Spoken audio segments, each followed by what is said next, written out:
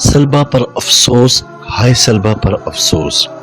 سلبہ بن جاتب انصاری نے رسول اللہ صلی اللہ علیہ وسلم سے کہا کہ آپ اللہ سے دعا فرمائیں کہ وہ مجھے مال بخشے۔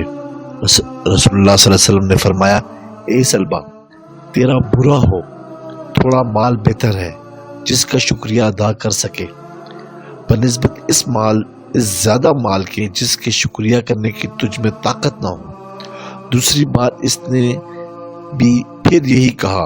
حضرت صلی اللہ علیہ وسلم نے فرمایا، کیا تو اس پر راضی نہیں کہ اللہ کے نبی کے مثل ہو جائے، یعنی حسب ضرورت تجھے مال ملے؟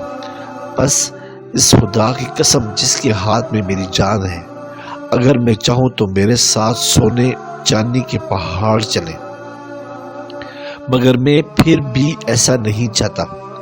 اس نے کہا کہ اس خدا کی قسم جس نے آپ کو حق کے ساتھ بھیجا، اگر آپ اللہ سے دعا فرمائے اور وہ مجھ کو مال بخشے تو میں ہر حقدار کا حق ادا کروں گا۔ اس پر رسول اللہ صلی اللہ علیہ وسلم نے دعا فرمائی کہ اے اللہ، سلبہ کو مال عطا کر۔ ابو امامہ رضی اللہ تعالیٰ عنہ نے کہا کہ سلبہ نے بھیڑ بکریاں لیں تو وہ کیڑوں مکوڑوں کی طرح بڑھی اور مدینے میں نہ سما سکی۔ وہ وہاں سے نکل کر مدینے کی ایک وادی میں جا بسا، حتیٰ کہ ظہر و عصر کی نماز میں باجماعت سے پڑھتا اور باقی باجماعت نمازیں پڑھنا چھوڑ دی یا بالکل ہی ترک کر دیتا تھا۔ پھر اس کا مال اور بڑھا اور کثیر ہو گیا، حتیٰ کہ اس نے جمعہ بھی ترک کر دیا اور آمدرفت والے سواروں سے جمعے کے دن پوچھنے لگا کہ مدینے کی خبریں بتاؤ۔ بس رسول اللہ صلی اللہ علیہ وسلم نے فرمایا کہ سلبہ کا کیا حال ہے؟ لوگوں نے کہا، یا رسول اللہ، اس نے بھیڑ بکریاں پالی تھی، وہ مدینے میں نہیں سمائی۔ پھر لوگوں نے اس کا سارا حال کہہ سنایا۔ حضور صلی اللہ علیہ وسلم نے فرمایا، سلبہ پر افسوس، سلبہ پر افسوس۔ اللہ پاک نے صدقہ کے بارے میں آیت اتاری اور ان کے مالوں سے صدقہ وصول کرو، آیت کا مفہوم ہے، اور صدقہ کے فرائض نازل ہوئے۔ بس رسول اللہ صلی اللہ علیہ وسلم نے مسلمانوں میں سے 2 آدمی صدقہ وصول کرنے کے لیے روانہ فرمائے اور انہیں صدقے کا حساب لکھ کر دیا کہ مسلمانوں سے کس طرح صدقہ وصول کریں، اور ان سے فرمایا کہ تم دونوں سلبہ پر گزرو اور بنی سلیم کے فلاں شخص پر اور ان دونوں سے صدقات وصول کرو۔ وہ دونوں نکل کر سلبہ کے پاس گئے اور اس سے صدقہ طلب کیا اور اس کو رسول اللہ صلی اللہ علیہ وسلم کا خط پڑھوایا۔ وہ کہنے لگا، یہ تو جزیہ ہے اور یہ تو جزیہ کی بہن ہے، مجھے نہیں معلوم کہ یہ کیا ہے، تم جاؤ اور فارغ ہو کر میرے پاس آنا۔ اور ان کے آنے کی خبر دوسرے شخص بنی سلیم جس سے صدقہ لینا تھا نے سنی تو اس نے اونٹوں میں سے بہترین عمر کے اونٹ نکالے اور ان کو صدقہ کے لیے الگ کر دیا اور انہیں لے کر ان دونوں کا استقبال کیا۔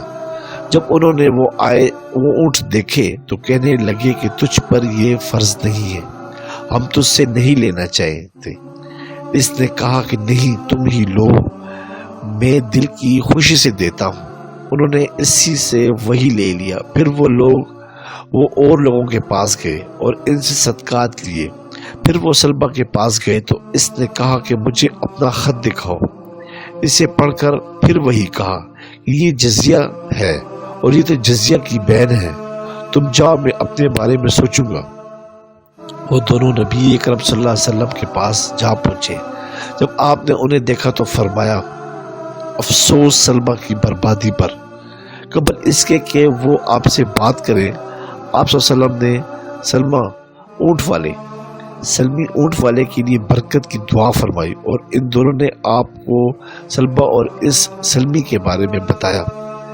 اس پر اللہ تعالیٰ نے آیت اتاری اور اس وقت رسول اللہ صلی اللہ علیہ وسلم کے پاس سلبہ کے اقارب میں سے ایک شخص تھا۔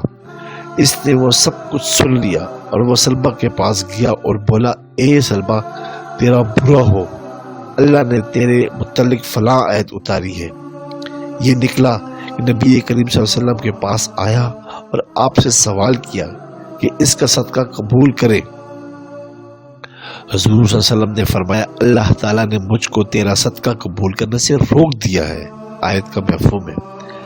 बस वो अपने सर पर मिट्टी डालने लगा और आप सल्लल्लाहु अलैहि वसल्लम ने इससे फरमाया, ये तेरा ही किया धरा है, मैंने तुझे हुक्म दिया था मगर तूने मेरी बात ना मानी।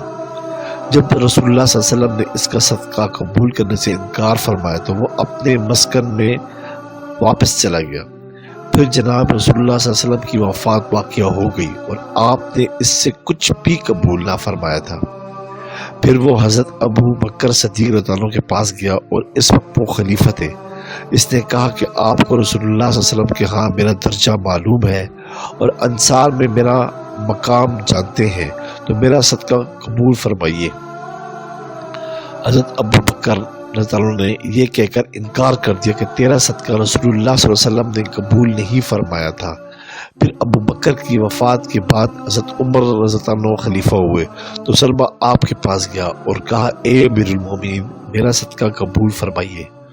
उन्होंने फरमाया कि तेरा सदका ना तो रसूलुल्लाह सल्लल्लाहु अलैहि वसल्लम ने कबूल फरमाया था और ना हज़रत अबू बकर ने, मैं तेरा सदका कैसे कबूल करूं? हज़रत उमर रज़ियल्लाहु अन्हु ने अपनी वफ़ात तक इसका सदका कबूल ना फरमाया। फिर जब हज़रत उस्मान खलीफा हुए तो ये आपके पास गया और कहा, मेरा सदका कबूल फरमाइए।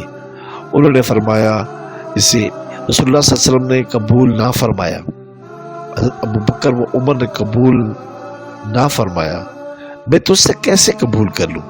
बस हज़रत उस्मान रज़ियल्लाहु अन्हु ने भी कबूल ना किया। बरसलबा हज़रत उस्मान रज़ियल्लाहु अन्हु की खिलाफत में ही बुरे हाल में हलाक हो गया। सब्सक्राइब करें, लाइक करें और बेल आइकन पे क्लिक करें ताकि आपको इस तरह ही प्यारी अच्छी इस्लामी वीडियो मिलती रहे।